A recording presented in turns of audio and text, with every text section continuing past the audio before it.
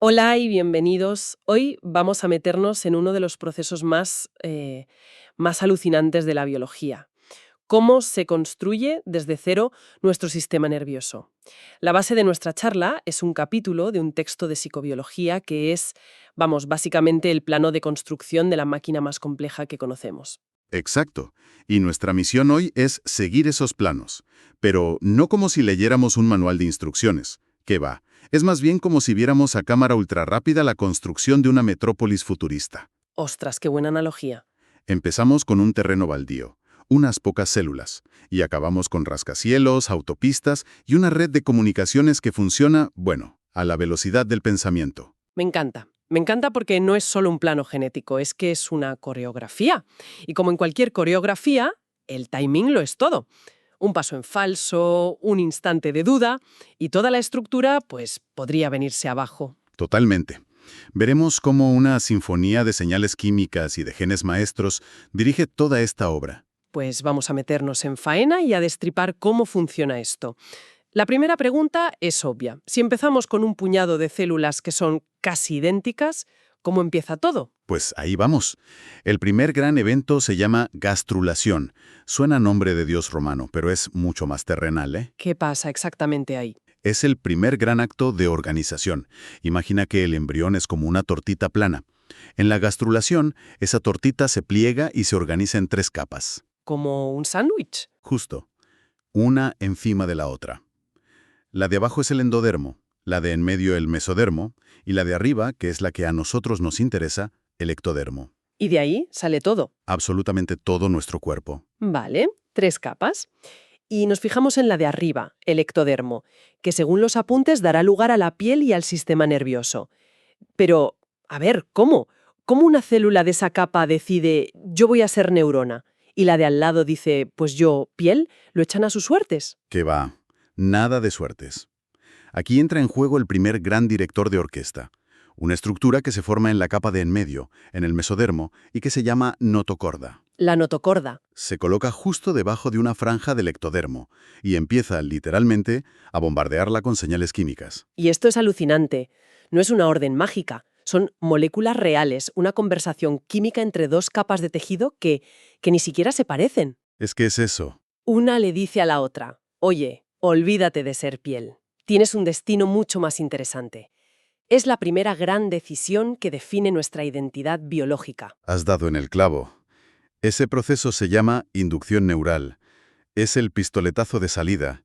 Y la gente que descubrió esto a principios del siglo XX, con experimentos que hoy nos parecerían de ciencia ficción, vamos, cambiaron las reglas del juego en la embriología. Claro. Demostraron que el desarrollo no es solo un programa genético que se despliega y ya está, sino un diálogo constante entre tejidos. De acuerdo, entonces ya hay una zona de células destinada a ser el sistema nervioso, pero sigue siendo una lámina plana de tejido.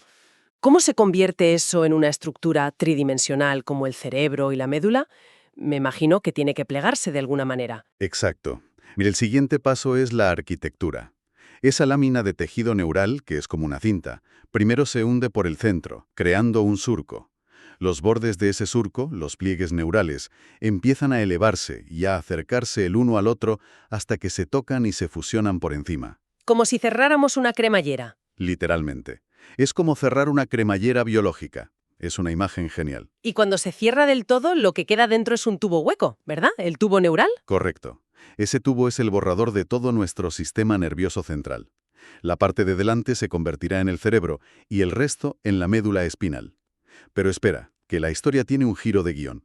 Ah, sí. Justo mientras se cierra esa cremallera, unas células parecen quedarse fuera. O sea, ¿se caen? ¿Se quedan descolgadas? Podría parecerlo.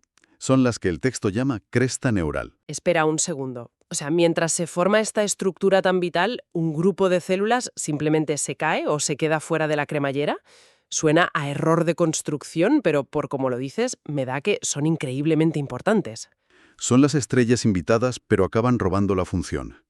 Justo en el borde de los pliegues, cuando se van a fusionar, un grupo de células se desprende y se queda fuera del tubo.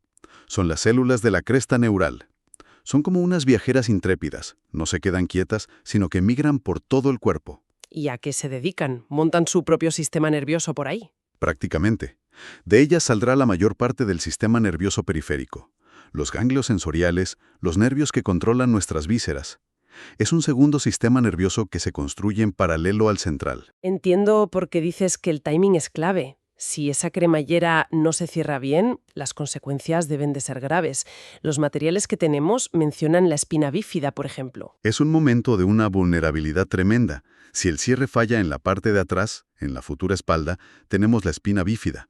Por eso es tan crucial el ácido fólico durante el embarazo, porque es una vitamina que ayuda a que este proceso de cierre ocurra sin fallos. Claro. Y también es la razón por la que sustancias como la talidomida fueron tan devastadoras. Interferían directamente en estos pasos de construcción tan delicados. Vale, ya tenemos el tubo. Una estructura simple, casi un cilindro. ¿Cómo pasamos de eso a la complejidad de un cerebro con sus hemisferios, su cerebelo? Pues el tubo empieza a transformarse. La parte de delante, la que será el cerebro, empieza a hincharse y a formar 3 bultos o vesículas. Son el cerebro anterior o prosencéfalo, el cerebro medio o mesencéfalo y el cerebro posterior o rombencéfalo. El resto del tubo más fino será la médula espinal. Un momento. ¿Y luego esas 3 vesículas se subdividen otra vez? Sí, el plan se va detallando. La de delante se divide en 2 y la de atrás también. Así que pasamos de 3 a 5 vesículas. Espera, más que los nombres en sí, que son un poco un trabalenguas, la idea clave aquí es que el diseño se vuelve cada vez más complejo por subdivisión, ¿no? Como un escultor que empieza con un bloque grande de mármol y poco a poco va tallando los detalles más finos. Es la analogía perfecta. No se construye todo de golpe. Se va refinando la estructura inicial. Pero lo verdaderamente fascinante es cómo sabe cada región en qué tiene que convertirse. Y aquí entran en juego unos genes que son como de los arquitectos jefes del proyecto, los genes Hox. Genes Hox. Suena a algo importante. ¿Qué hacen exactamente? A ver, imagina que el cerebro posterior, el rombencéfalo, está organizado como los vagones de un tren. Cada vagón es un segmento llamado rombómero. Vale. Pues bien, los genes Hox son los que le ponen la etiqueta a cada vagón. Le dicen a las células del vagón 4, vosotras vais a formar los circuitos del nervio facial, y a las del vagón 6, vosotras os encargaréis de parte de los nervios de la lengua. Definen la identidad de cada segmento. O sea, son como el código postal de cada región del cerebro. Exacto.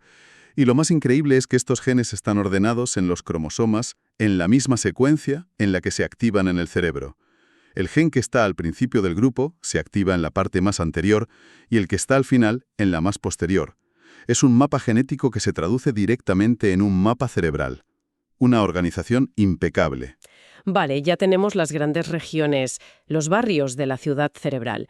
Pero dentro de cada barrio tiene que haber especialización. ¿Cómo se decide qué parte se dedica a recibir información, lo sensorial, y qué parte a enviar órdenes, lo motor? Para eso se establece otro eje de coordenadas, el eje dorso-ventral, es decir, de la espalda a la barriga. Y aquí nuestro viejo amigo, la notocorda, vuelve a escena. La misma que inició todo. No se cansa de dar órdenes. Estas señales le dicen a esa zona, tú te vas a encargar de lo motor. Y de ahí, de esa placa basal, nacerán todas las neuronas que controlarán nuestros músculos. Y supongo que en el lado contrario, en el dorsal, en la espalda del tubo, pasa algo parecido para lo sensorial. Justo. La capa de ectodermo que ha quedado por encima del tubo, la que sí va a ser piel, emite otras señales que bañan la parte dorsal y le dicen, tú te encargas de lo sensorial. De esa zona, la placa alar, saldrán las neuronas que reciben la información del tacto, la temperatura, el dolor.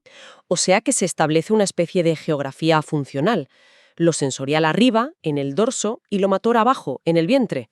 Es como tener los muelles de mercancías que llegan en una punta de la ciudad y las fábricas que envían productos en la otra. Y esa organización es un principio fundamental que se mantiene a lo largo de toda la médula espinal y el tronco del encéfalo. Es una solución de diseño elegantísima, que ya está fijada en las primeras semanas de desarrollo. La ciudad ya tiene sus distritos y sus zonas industriales y residenciales. Ahora necesita las calles, los cables, las autopistas. Las neuronas tienen que conectarse. ¿Cómo lo hacen? ¿No pueden crecer a lo loco? Para nada. El extremo de un axón en crecimiento, que es el cable que envía la señal, tiene una estructura increíble llamada cono de crecimiento. Es como una mano con dedos muy finos y sensibles, los filopodios, que va palpando el entorno, probando el terreno. Un explorador molecular. ¿Y cómo sabe hacia dónde ir? ¿Tiene un GPS? Tiene un olfato químico muy fino. El entorno está lleno de moléculas que actúan como señales de tráfico. Algunas le dicen, ven por aquí, que vas bien, son atrayentes. Otras le dicen, por aquí no, da la vuelta, son repelentes. El cono de crecimiento va siguiendo este rastro de migas de pan químicos hasta llegar a su destino exacto. ¿Y qué pasa con los que vienen detrás? ¿Cada uno tiene que hacer el mismo viaje de exploración tan complicado? A veces sí, pero la naturaleza es eficiente. Los primeros axones que completan una ruta con éxito, los llamados axones pioneros, establecen un camino. Los que crecen después a menudo se pegan a ellos y los siguen. Es un proceso llamado fasciculación. Ah, claro. Es como si el primer explorador abriera un sendero en la jungla y los demás ya solo tienen que seguirlo, formando una auténtica autopista de axones. Suena a un proceso de construcción increíblemente preciso, aditivo, perfecto. Pero tengo la sensación de que no puede ser tan limpio. La biología suele ser más caótica. Y tienes toda la razón. Ahora viene el paso más brutal, contraintuitivo y a la vez más brillante de todo el proceso. A ver, No se trata solo de construir, se trata de destruir. ¿cómo que destruir? El sistema nervioso, en su fase de desarrollo, produce un excedente masivo de neuronas, muchas más, a veces el doble, de las que va a necesitar en la vida adulta. Me estás diciendo que nuestro cerebro se construye con un exceso de personal y luego hace un ERE masivo. ¿Por qué? Parece un despilfarro de recursos tremendo. A competición a vida o muerte. Solo sobrevivirán aquellas que consigan establecer conexiones útiles y que reciban de sus células diana unas señales de vuelta, unos factores de supervivencia. ¿Y las que no? Las que no lo consiguen, las que llegan tarde, se conectan mal o son redundantes, activan